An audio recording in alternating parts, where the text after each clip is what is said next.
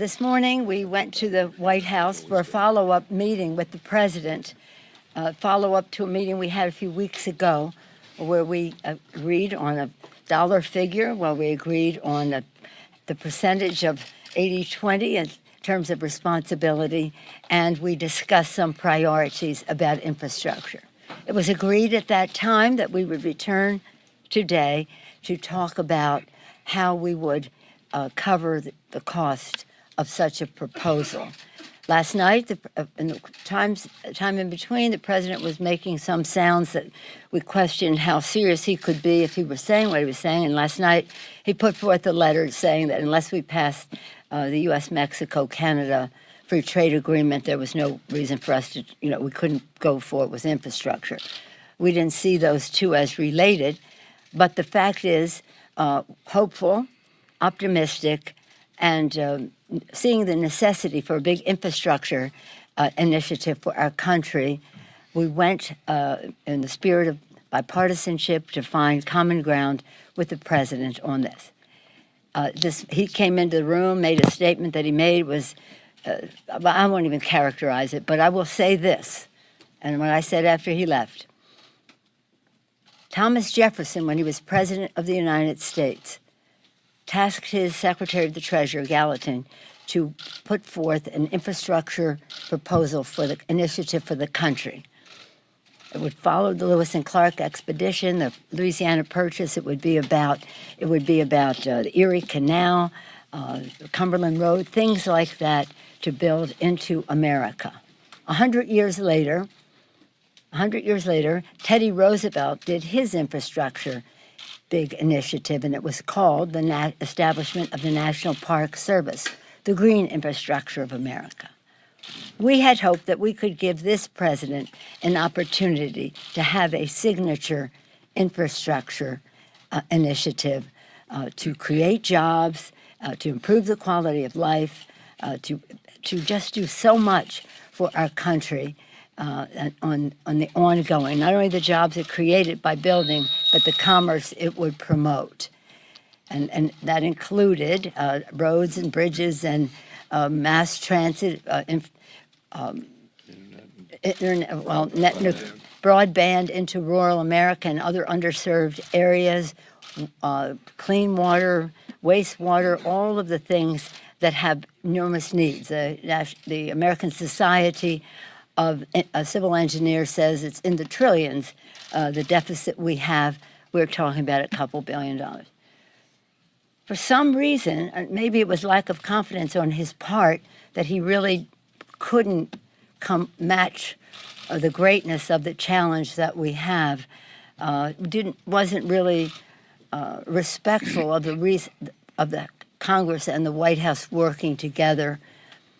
He just took a pass, and it just makes me wonder why he did that. In any event, I pray for the President of the United States, and I pray for the United States of America. I'm pleased to yield now to the distinguished Democratic leader of the Senate, Mr. Schumer. Well, thank you, Speaker Pelosi, and to watch what happened in the White House would make your jaw drop. We Democrats believe in infrastructure. We believe our roads and bridges need repair. We believe that rural America, as well as inner city America, needs broadband. We believe that to bring clean, new energy around the country, we need a power grid, modernized and updated. We believe in modernizing our transportation fleet with electric cars. We believe in all these things. And so, despite signals in the previous few weeks that he might not be serious, we went forward. We came here very seriously. The president asked in his letter last night, where would Democrats spend the money on infrastructure? I was prepared to give him a 35-page plan detailing this in all the areas I mentioned and more that had the broad support of Senate and House Democrats.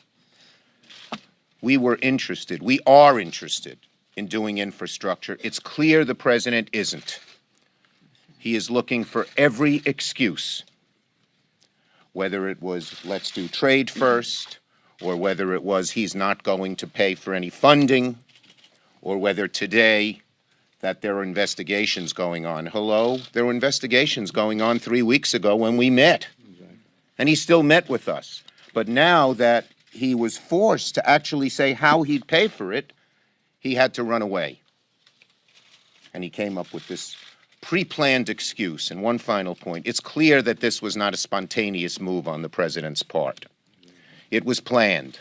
When we got in the room, the curtains were closed. The president, there was a place for him at the front so he could stand and attempt to tell us why he wouldn't do infrastructure. And of course, then he went to the Rose Garden with prepared signs that had been printed up long before our meeting.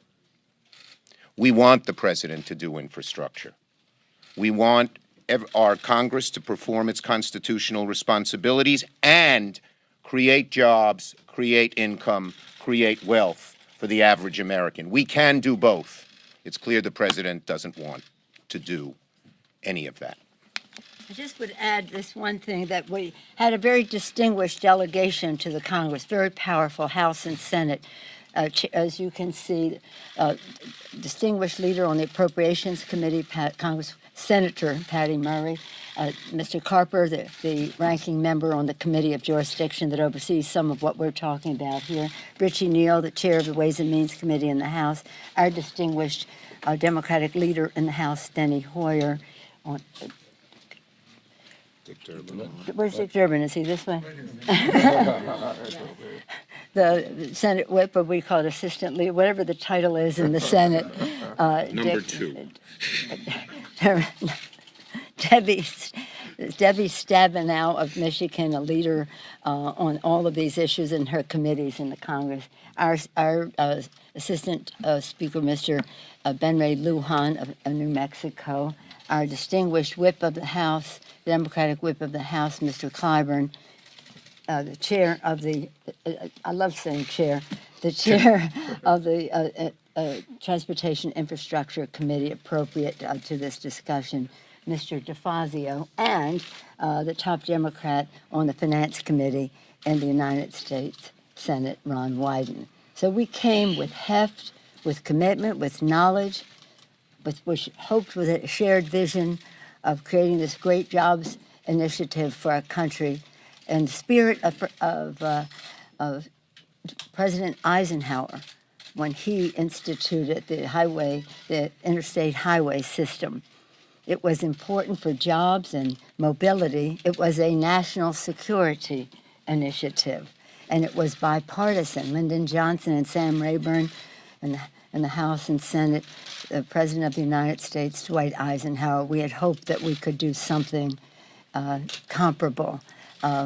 Unfortunately, the president isn't ready for that.